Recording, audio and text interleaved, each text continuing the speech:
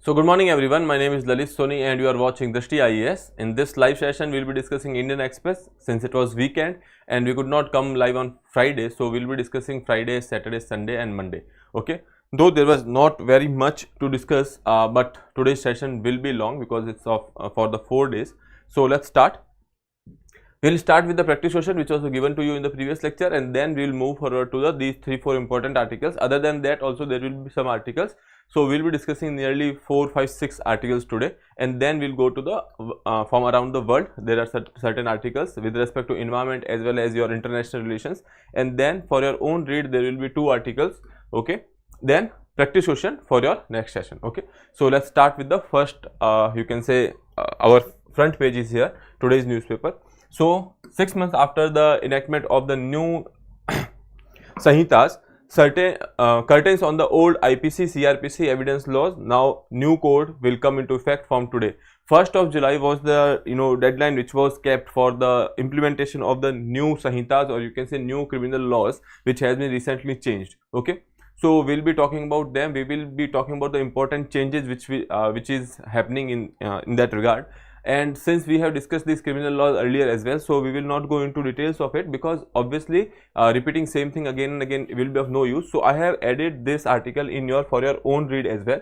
So there are 2 articles we will be discussing, one about the implementation and second about what are these Sanhitas. Okay, so you can go through that article on your own, otherwise you can refer to your old notes as well. Okay, then we will be seeing another few things. First we will see practice question.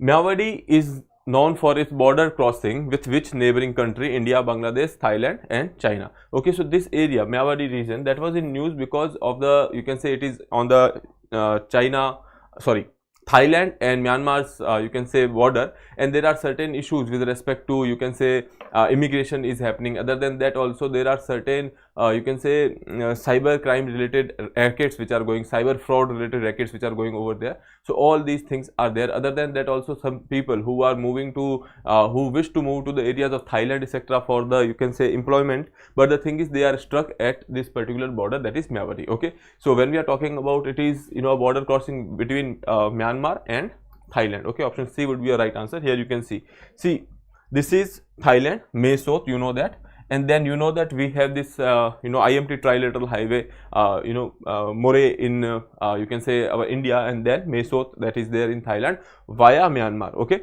but this region in vicinity of Mae Sot over here, that is basically your Myawaddy region. Okay, now the thing is, since it is there and you know that we have this trilateral highway which is going from here till Mae Sot, so obviously some critical infrastructure is present which is developed by India over here. So we are concerned about the safety and the some kind of you can say we are concerned about the safety, and we are saying another thing which is going on in Myanmar is that that there is this military junta government, and because of this there are certain violent activities are also happening over there. There are these protests, pro democracy protests are happening against the military government over there. So because of all these things, these infrastructure is kind of important for us, so we are having this concerns with respect to that, and that is why this particular area of Myanmar was in news. Okay, now we can move further to the next first we will start with the presidential address. Okay, so when we are talking about the presidential address, we know that our president is basically part of the parliament as well. When we talk about parliament, we know that we have Lok Sabha, we have Rajya Sabha, and president is also part of parliament, for simple reasons that he will be summoning the parliament or the session of the parliament. He will be the one who will be giving the first speech after the new Lok Sabha is you can say elected. Then he will give there are certain assents to the bill. When we are talking about a bill becoming a legislature or law, at that point of time presidential assent is required, so he is also taking part in the legislature activity. So that is why we can say that president is also part of you can say parliament, and now president has this special you can say duty that he will be going for the presidential address etc. So when this new you can say session has been started in the Lok Sabha, so president has addressed a joint sitting. Okay, when we are talking about this presidential address, most of the time you will see that there are joint sittings of both the houses of parliament, Lok Sabha and Rajya Sabha.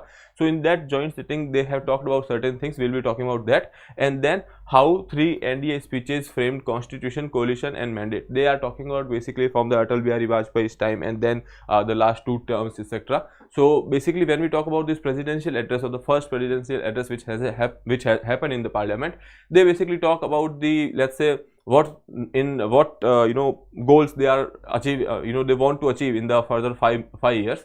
So all these things makes this particular address very you can say interesting, because that is the time where president will be telling that what their government is basically targeting upon. Okay, so we'll be see in this particular address what things has been talked about. Okay, then now coming to article 87. Now article 87 is basically related to your president's address. 2 special occasions when president can address a joint sitting. First is proclamation during the inaugural session of new legislature after the general election of Lok Sabha. Okay, so basically when the new Lok Sabha will be gathering or assembling, then there will be an inaugurative session. Okay, second is proclamation during the first meeting of the parliament each year. Okay, so every year when there will be the first meeting of the parliament, then that such address will happen. A session of a new legislature cannot commence without completing this proclamation. Okay, so basically here what they are trying to say is that whenever there will be this first session, then president has to give this particular address, and then there will be voting, or the vote of thanks will be there, and that vote of thanks has to be passed. Okay, that has the effect such a way that if this vote of thanks is not passed, that means that government does not have majority in the house. Okay, so if something like that happen, it will have an impact of kind of a, you can say, government will fall if the vote of thanks is not passed in the parliament. Okay, so that is about it. Now let's see what they have talked about in this particular session. Speech of NTA, UGC NET and NEET, etc. In the speech they have mentioned about National Testing Agency, then UGC NET exam which has been put on hold, then NEET, that controversy which has happened. Okay, so they have talked about it, urging the parliamentarians to rise above the personal politics in the exam paper leaks. That is what president has appealed to the parliamentarians. Okay, then central government committed to investigate the matter and punish the culprits. Third is emphasis on the government's focus on improving examination process. So mostly they have talked about the examination, because that was, there was this row with respect to this examination and the paper leaks, etc. So that they have talked about. Second, they have mentioned the emergency imposed in 1975, that the time when Indira Gandhi government has gone for the emergency. Okay, so newspaper kahan se download kare? So for that you have to take the subscription. Okay, otherwise also when we are talking about this particular PPTs, we will be uploading them in like 2-3 hours on the Telegram channels, and the link of the Telegram channel is there on, you can say, our description, so you can go through that particular link. Okay. Okay, fine. Speech of when we are talking about the speech, they have talked about the emergency imposed in 1975 and exposed as an attack on the constitution. Okay, so that was one you can say reference which was made by the you can say presidents. Then use of EVM, because most of the time we will see after elections and during the elections there are these speculations that if EVM can be hacked, etc., etc. Okay, and EVM after election, most of the time you will see it will be in the you can say news or the discussions. So basically in this particular session they have talked about the use of EVM, the efficiency of the EVM.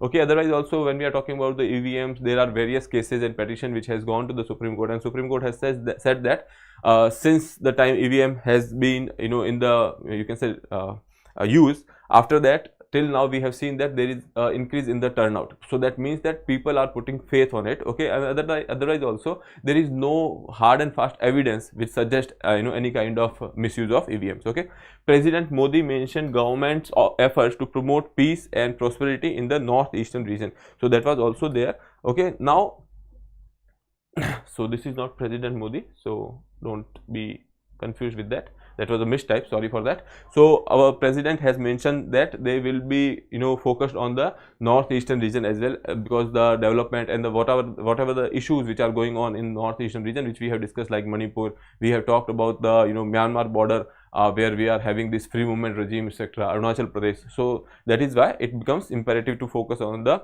peace and the prosperity of the northeastern region.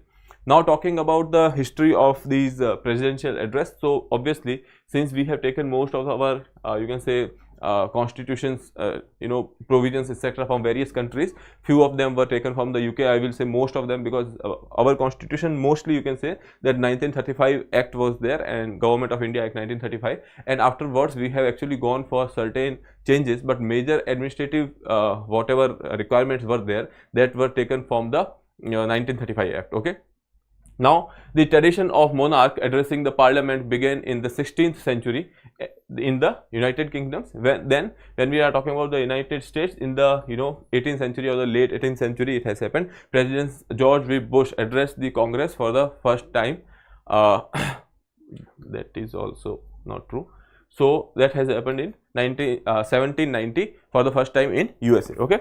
Then moving further, India, if we talk about, so you know that we had this you can say post of president and deputy president in house.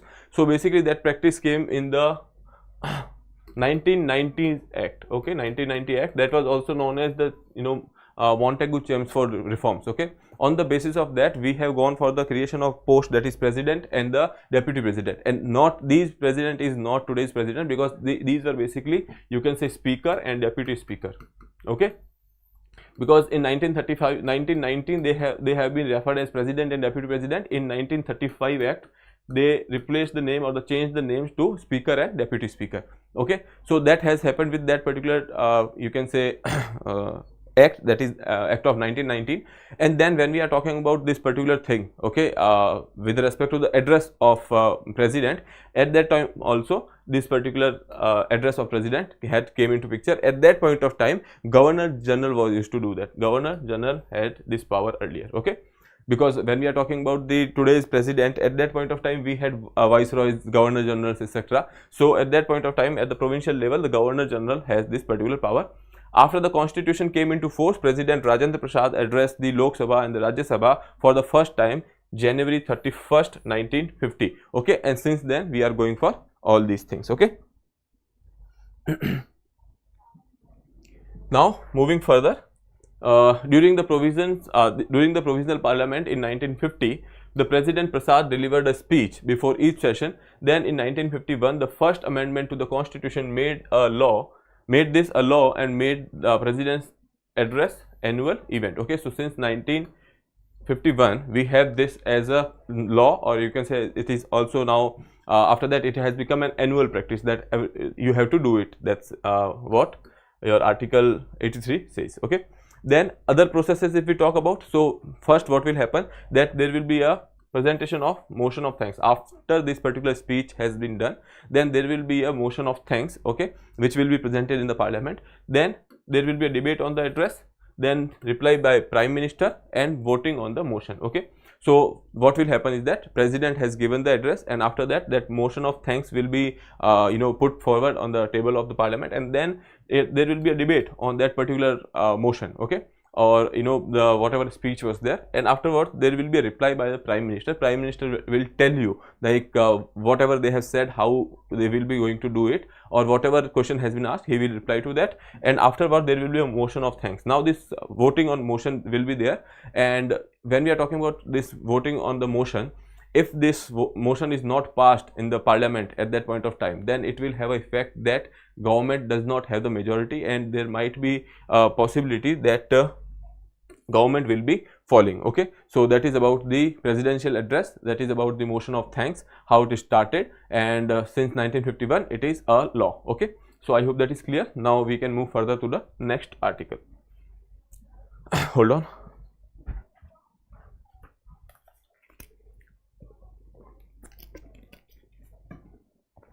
Okay. Curtains on the old IPC, CRPC and evidence laws. New codes come into effect from today. Now when we are talking about IPC, that is Indian Penal Code, CRPC Criminal Procedure Code, then we have evidence laws. Okay, now it has been changed. Okay, now we have Bharatiya Nyaya Sanhita, that is IPC, Bharatiya Nyaya Sanhita. Then we have Bharatiya Nagarik Suraksha Sanhita, BNSS. Then that is we have Bharatiya Sakshya Adhiniyam. Okay, Sakshya means evidence. So Bharatiya Sakshya Adhiniyam. BNNS, that is Bharatiya Nagrik Suraksha Sanhita, and then BNS, Bharatiya Nyaya Sanhita. Now with the nomenclature which has been changed, here you can say that earlier we used to talk about the penal code, like that is about, you can say, to punish something, or the punishments of various things which was written over there, and the name was Indian Penal Code. Now we have changed it to Bharatiya Nyaya Sanhita. We are giving this notion that our aim is not to punish you, but to ensure that justice is served. Okay, so that is one thing. Then Bharatiya Nagrik Suraksha Sanhita. Now this is giving you an you can say a hint or the intent, which is saying that this is to secure, or you can say maintain public law and order. Okay, so that is there. Then Bharatiya Sakshi Adhinam, that is, you can say that Indianization of the name. So basically what we are trying to do is we are trying to do away with the British legacy which has been left by the colonial masters over here. Okay, so that is there. Now let's talk about this. There are certain things which has been changed, etc., which are given, prominent changes are given. Okay, otherwise in the end there will be an article which you have to read. Okay, so that will give you a gist of it. Okay, now Bharatiya Nyaya Sanhita, the Bharatiya Nagrik Suraksha Sanhita, the Bharatiya Sakshi Adhiniyam will replace the IPC 1860, CRPC 1973 and Indian Evidence Act, that is 1872. Now here you can say that 1860, 1872, how archaic these laws are, how old these laws are. Okay, now together these laws will govern the criminal justice or jurisprudence or criminal justice system in India. Okay, prescribing the processes for the investigation and the evidence gathering. Now when we are talking about the investigation procedures, so basically earlier they were given in the CRPC. Okay, so that is basically now will be governed by the Bharatiya Nyaya Suraksha Sanhita. And then when we talk about the other aspect, that is basically evidence related, earlier they were under the evidence law and now they are under the Bharatiya Sakshi Adhiniyam. Okay, now what are the key changes if we are talking about? So there are certain new offences which has been added. Okay, like in the Bharatiya Nyaya Sanhita we have making a deceitful promise to marry, up to then you will have a punishment up to 10 years in the jail. Okay, so that is one thing. Other than that, earlier we did not have a dedicated you can say punishment for mob lynching. Okay, now for, on mob lynching on the ground of race, caste, community, sex, etc., there will be a life sentence or death penalty. Okay, then coming ahead, bringing in the stringent anti-terror and organized crimes. Okay, so earlier organized crimes and anti-terror, so we had laws, but now there will be more stringent you can say provisions. Okay, so that is there. Now Bharatiya Nagrik Suraksha Sanhita, if we talk about it, extend detention of police custody if a person is there in the detention of police. Okay, so currently it is this limit was when we are talking about the CRPC, it was up to 90 days. Okay, now here you can say the detention in the police custody from the current 15 days limit under the CRPC to up to 90 days. Okay, so basically earlier there was this 15 days limit, okay, for the police custody. Now they have extended it to 90 days. Now this is a cause of concern because it will have an impact on the liberty or the personal liberty of a person, because till the time when we are saying that investigation is going on, so at that point of time you don't know that if that particular person is guilty yet or not. Okay, but still keeping them inside the police custody for 90 days is a big task. Okay, because we know that our when we are talking about the criminal justice system, there are certain third degree tortures, etc., which are there. Okay, in the practice which is there, which should not be there, but it is there. Okay, so because of which staying in the police custody can be risky at times. Okay, so that is there. So there are concerns related to the personal liberty as well. Okay, third thing is here, when we are talking about the IPC, CRPC, Evidence Act, they will continue to operate for all offences committed before July 1. Okay, so since the implementation date is July 1, that is today's date. Okay, but the thing is, any crime which has happened before July 1st. Okay, so let's say this is your 1st of July. If anything which has happened before that, now here IPC, CRPC and Evidence Act, that will that will be followed. Okay, and if something has happened after 1st July, now onwards, if something happened, okay, so in that case there will be, you can say, BNSS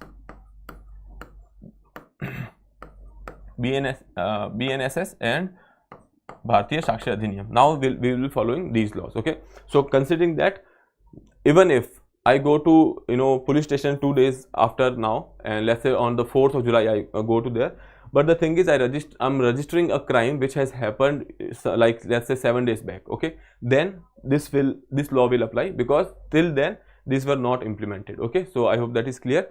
If you are going to police station and going and filing an FIR which is for a crime which has happened before July 1st, then your old laws, that is CRPC, IPC, that will apply.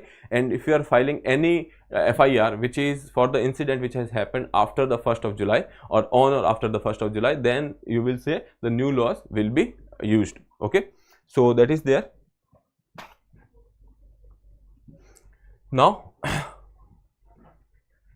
okay, new Sanhitas will apply for the offences committed after the gazetted notification, okay. So that is on the 1st July. Now Karnataka and Tamil Nadu, they are objecting to the titles of it, okay, because Article 348 of the Constitution says that which states that the legislation introduced in Parliament must be in English, okay. So that is given in Article 348. So states like Tamil Nadu and Karnataka are having some kind of objections over there. Then concerns over some of the key provisions. Karnataka also has some concerns, allowing police officers 14 days for the preliminary investigation before the registration of the FIR, and the total exclusion of section 377 of the IPC, okay. So when we are talking about this 14 days period, when we are talking about the investigation for the primarily investigation, there is 14 days period which is given to police officers, okay. But here they have said that allowing police officers 14 days for a preliminary investigation before the registration of the FIR. Now that investigation what we are talking about, that investigation means that FIR will be filed after the preliminary you can say investigation. But the thing is, when we are talking about certain crimes, there should be on FIR with the immediate effect. But the thing is, if you are allowing this 14 days is a time wherein a lot of things can change, okay. So because of which that is a concern for you can say Karnataka government. Otherwise also this provision was earlier there too, okay, but the preliminary inquiry is you can say decision of the officers. But the thing is, there should be a cautious decision which has to be made, okay. This is not something a rule, this should be a exception, okay.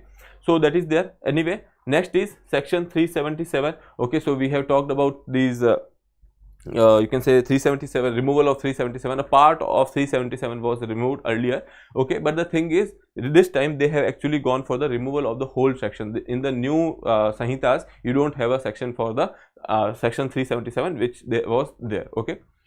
And then coming to the next, that is Uttar Pradesh to bring ordinance to make some exceptions.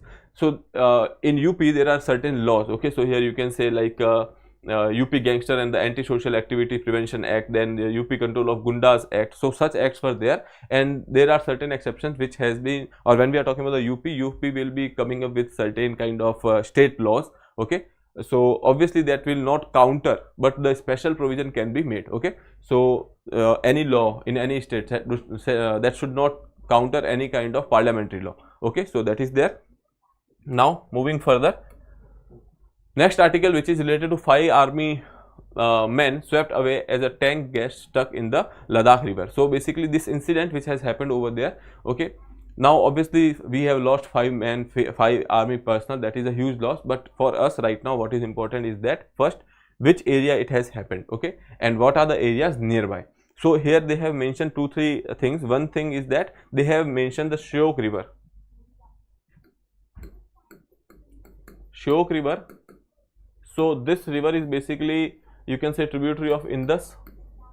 So that is important for us to remember. That is one thing. Second, they have mentioned over here that there is this place called Daulat Beg Oldie, okay. So here you can say Daulat Beg Oldie. We will talk about that as well. Third thing is the area between area where the training was on, the border road organization has been constructing an alternative route to DBO connecting the Shashoma, Sesarla, Gapsan. Okay, so these areas are there, not important for you to remember, just know that we are going for an alternative route to the Daulat Beg Oldie. Okay, so that is one thing. Then coming to the next, that since the Galwan incident which has happened in 2020, there has been an increased army deployment. Sorry, the deployments are there on the strategic Daulat Beg Oldie. Why this area is strategic? Because when we are talking about the Daulat Beg Oldie, this is the place where we have the highest altitude airstrip, okay, in the world. So this airstrip is quite important for us in case of any kind of struggle which is happening on LAC, and this Daulat Beg Oldie is quite close to LAC. At that point of time, if we have to go for the deployment of the troops, okay, so at that point we can do it via air route as well, okay. So that is why this particular you can say location Daulat Beg Oldie is quite important for us, and that is why it is strategic, okay. Now DBO lies less than 10 kilometers west of the line of actual control, okay. Here I will show you in the map, okay. So this area here, that is basically your line of control, okay. Now this is Aksai Chin, which has been illegally occupied by China after the 1962 war, okay. And this area here, this which is you are seeing, this is the part which has been illegally occupied by Pakistan earlier, okay, and they have, you know, given it to China. So that is you know, area which is illegally occupied by the you can say China as of now. Now here you can say this is your LAC, and here less than 10 kilometers we have Daulat Beg Oldie. Now we are trying to connect Daulat Beg Oldie, and there is the road of a name of a road we'll discuss in the article over here. And this is Daulat Beg Oldie, that is you can say in the Depsang Plains,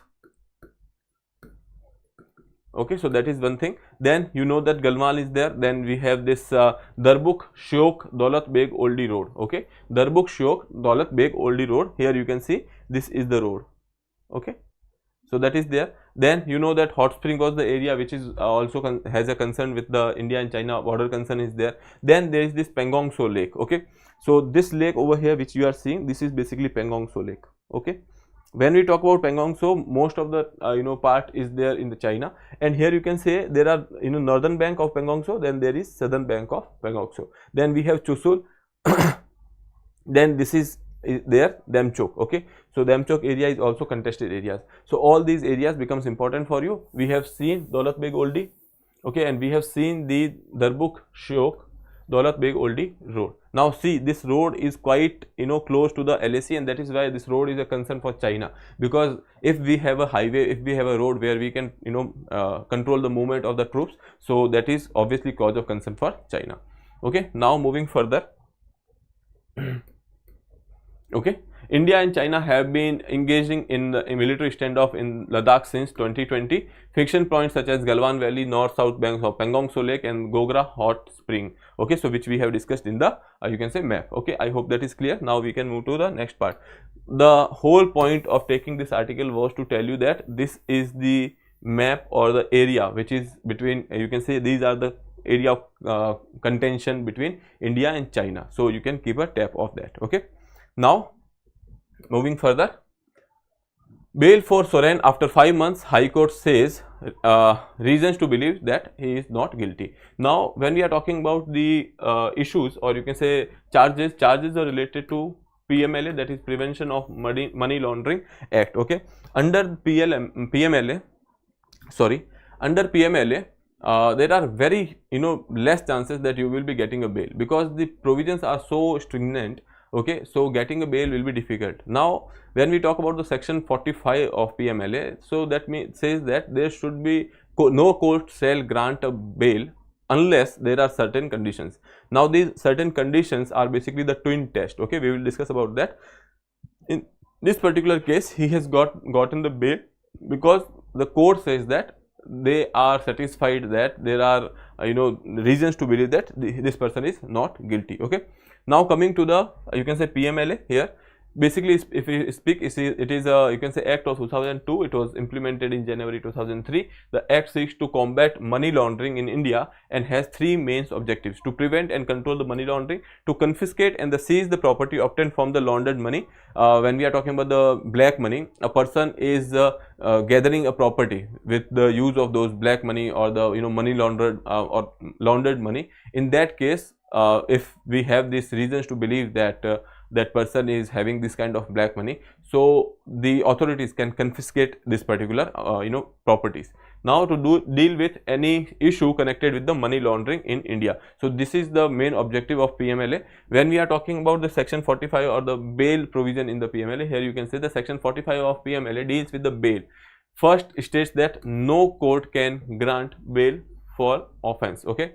So basically they are saying that if offense is under this particular law, that is PMLA, no court shall grant the you can say bail for the offense. Now this is the first part, okay, this is the first part, and after that they proceed with the exceptions. Now these exceptions are basically, you can say that your twin test. Here you will see negative language in the provision. That negative language is that no court can grant bail, okay. So that is negative language which says that not granting bail is basically the rule, and if you are granting a bail, there should be an exception, there should be a particular way to grant that particular bail.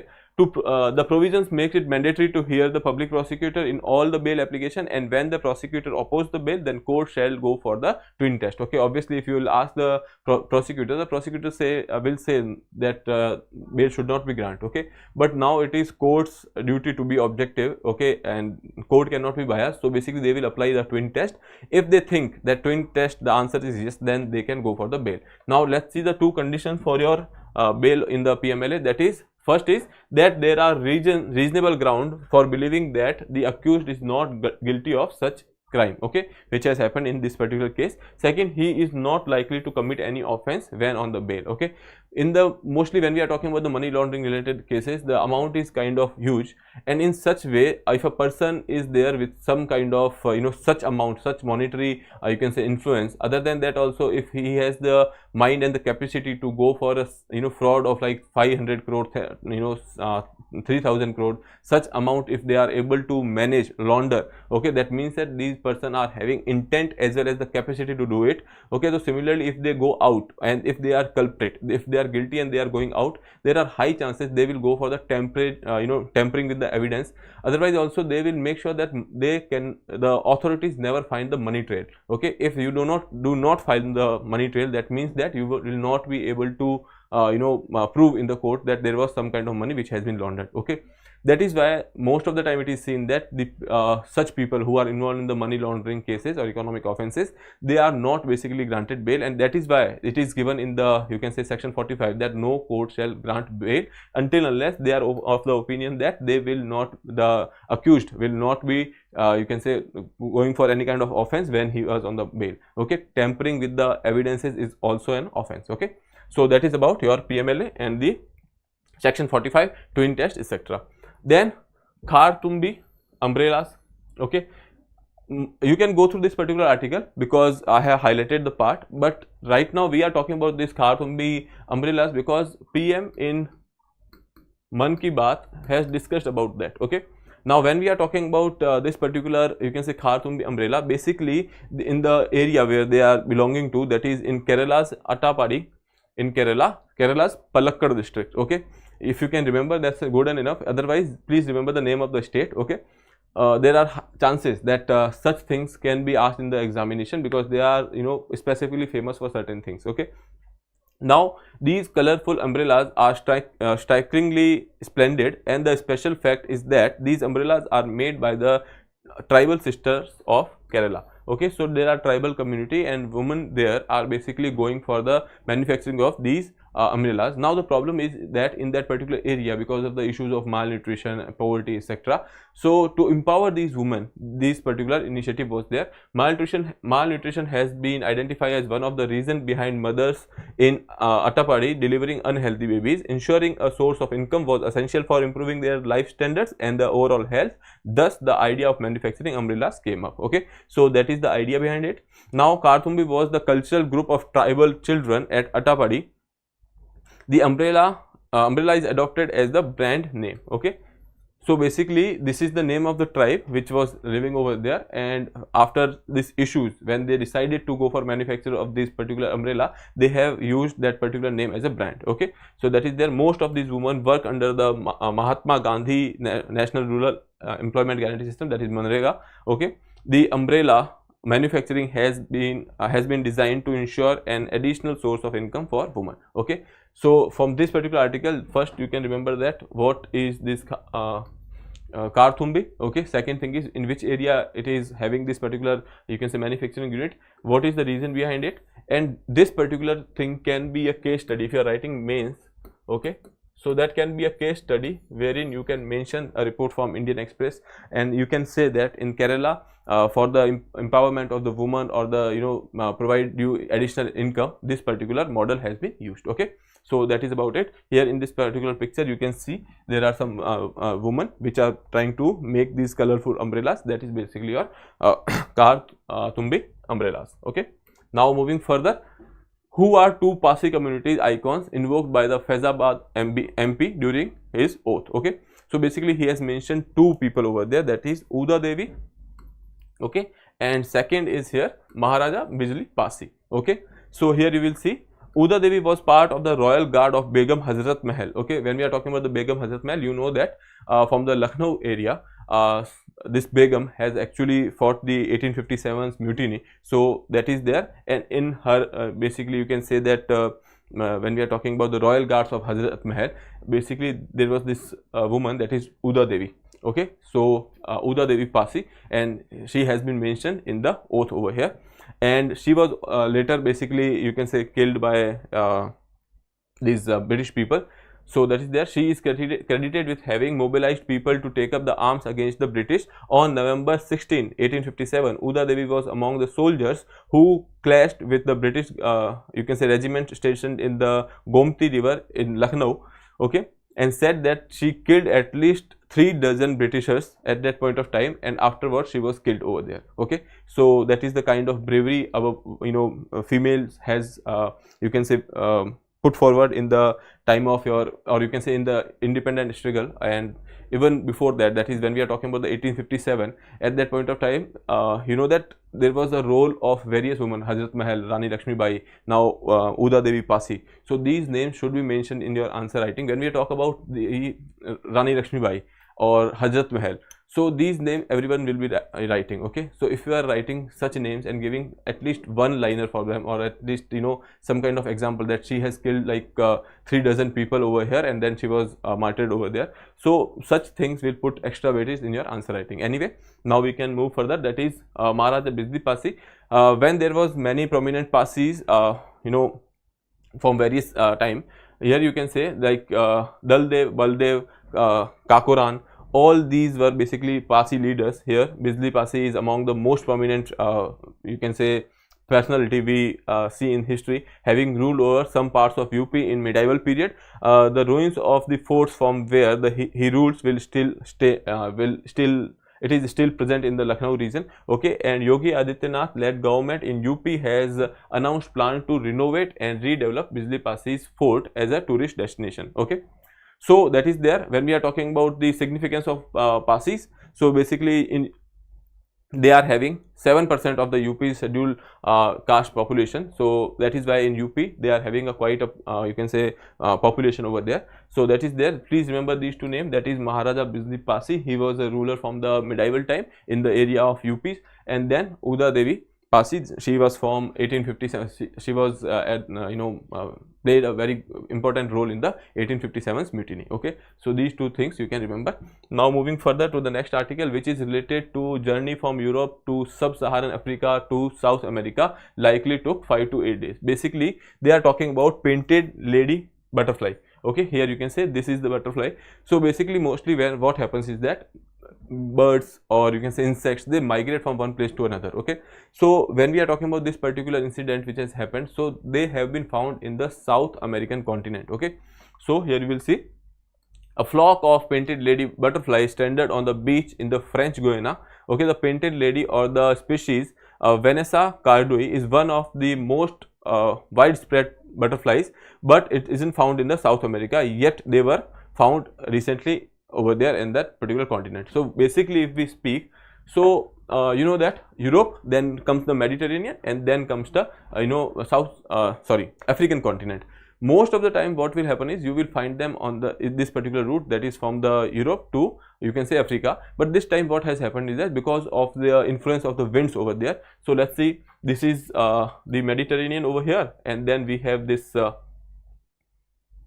Africa, there is this Horn of Africa, something like this. Okay, so this area they used to come from this to this area. Okay, but because of certain you can say winds, or when we are talking about the these currents and the winds which are there in the vicinity of oceans, etc. So here when we see, so they have started from here and then they have crossed the Atlantic, and then they have reached to you can say South American continent. Okay, so basically they were supposed to go here, but because of the wind's direction etc., they have gone to this particular area. Now there is one interesting fact about the butterflies or other insects. When they are actually over the ocean, okay, so they will, you know, fly till they find coastlines. Okay, so since they cross this particular portion over here and then they have come to this particular area, so basically here you can say nearly 5 to 8 days it must have taken. Okay, so that is interesting thing, that is why we have taken this article. Other than that, you can go through this, because when we are talking about the tracing, like how they have traced that they are from Europe or, you know, some other part, so there are certain techniques which has been used. There are this genome sequencing which has been done. Then there was this you can say when we are talking about that pollens on the bodies of the butterfly etc. So basically with the origin of these pollens etc., we got to know that they are from the Europe, and then they used to be coming to the African continent, but this time they have actually ended up in the South American continent. Okay, so that is about this article.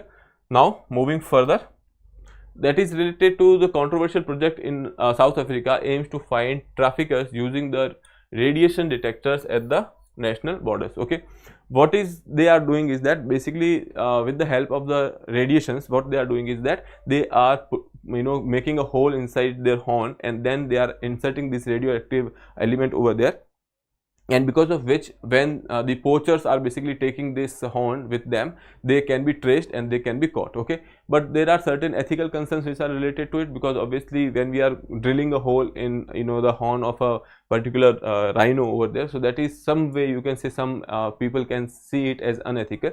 Okay, so that is happening in the South Africa. So just remember that, because nothing else is there to know about this. Just know that there is this radioactive material which has been implanted in the horn, so that they can trace it while someone has actually gone for the poaching. Okay, so that is there. Earlier there used to be this you can say population, when we are talking about the IUCN population of these rhinos, there were 5 lakh rhinos, okay, in the beginning of the 20th century, but now it is somewhere around 27,000. okay, and that is why they are basically concerned about the you can say these poaching activities which are happening against these rhinos, and these rhinos horns are basically having a huge you can say market value, and that is why they are poachers are going for such activities. Okay, now moving further, Bolivia coup did fails after the armed forces attacked presidential palace. So in Bolivia there was this you can say coup which was actually planned, but the thing is that was failed. Okay, so right now what is important for us is that Bolivia, and there was a coup which was there, coup, or you can say in Hindi it is called Takta Palat. Okay, so that activities keep happening when we are talking about these areas of like you can say some of the Latin American countries, some of the South American countries, and it is quite prominent in the countries of you can say Africa, Sahel region, you must have heard of. Okay, right now we'll be talking about the Bolivia. Nothing much is important, but the thing is we should have an idea about the location of Bolivia. So obviously it is in the you can say South American continent. Okay, it is a landlocked country. If you see, this is the Bolivia, and it is a landlocked country. In when we are talking about the South American continent, there are 2 countries which are landlocked. One is Bolivia, second is Paraguay. Okay, so please remember that. Other than that, Bolivia has a boundary with Paraguay, Argentina, Chile, Peru and Brazil. Okay, I hope that is clear. So that is about this particular location of Bolivia, and please remember that it is basically a landlocked country. Okay, here you can see here you can say that obviously if there is a military coup, that means that there is a political crisis which is going on there. So we have uncovered tense political and the economic crisis in the country. Ruling party is divided between him and the party grenade icon, that is Evo. So basically here you can say that then there is some kind of domestic politics involved. You don't have to remember the name. Gas exports that helped drive the country's economy, economic miracle in the 2000s have dried up, leading to a dangerous decline in the foreign reserves that are near zero. So basically earlier there was this gas reserve, because of which there you can say economy was thriving, but now since that reserve is gone, so economy is in trouble. Okay, and because of other than that there are certain political crises because of which this coup activity was about to happen. Okay, then for our own read, there is this article, Indian government bonds in JP Morgan index. What does this mean? Okay, so basically this is an index Okay, when we are talking about the Nifty, Sensex, these are index. Similarly, there is this JP Morgan index. Okay, when we are talking about the international market. So when we see this particular Indian government bonds, that is IGB. So now these bonds are also included in this JP Morgan's index, and they are there for like 10 years, and we are expecting that a lot of investment will come in India through these bonds. Okay, so we are expecting these particular bonds were started in started from June 2014, and they will stay here till March 31st 2025. Okay, for these 10 years, if we see, we are expecting that there will be you can say investment that is nearly 20 to 25 billion US dollars that will come to our country. So that is a good thing. Okay, other than that, when we are talking about so much of you can say inflow of foreign currency will coming, or you can say will be there, the bonds, because of these bonds, this foreign currency will enter inside our country. Now you know that if there are a lot of dollars which are coming inside our country, so to make sure that this money circulation is good, so the RBI has various operations. They will suck up all the dollars, okay, and they will have to release the money. Okay, but the thing is, they suck up all the dollars and they release the money in the market, or you can say release the rupee in the market, domestic market. So obviously inflation will go up. Okay, but RBI is saying that they have earlier also managed such situations, so they are ready to manage it again as well. Okay, so that is about this particular article. You can go through it if you have interest. Otherwise, whatever I have told, this much is enough to know that. Second is India's new criminal laws. So this is basically your criminal law. Okay, what are the gray areas, what are the concerns, etc. All everything is there. Okay, second is how government is planning to, or you can say preparing for the new criminal law regime. Okay, so you can go through these two articles over here. So that is about your for your own read. Now coming to the last part, that is basically your you can say practice question. Which Indian state is strategically located in the northeast and shares its boundary with China, Myanmar and Bhutan? Okay, Manipur, Mizoram, Nagaland and Arunachal Pradesh. Okay, so you can attempt this question and answer in the comment box. With that, I would like to take your leave, and if you have not subscribed the channel, please subscribe it. Have a nice day. Thank you.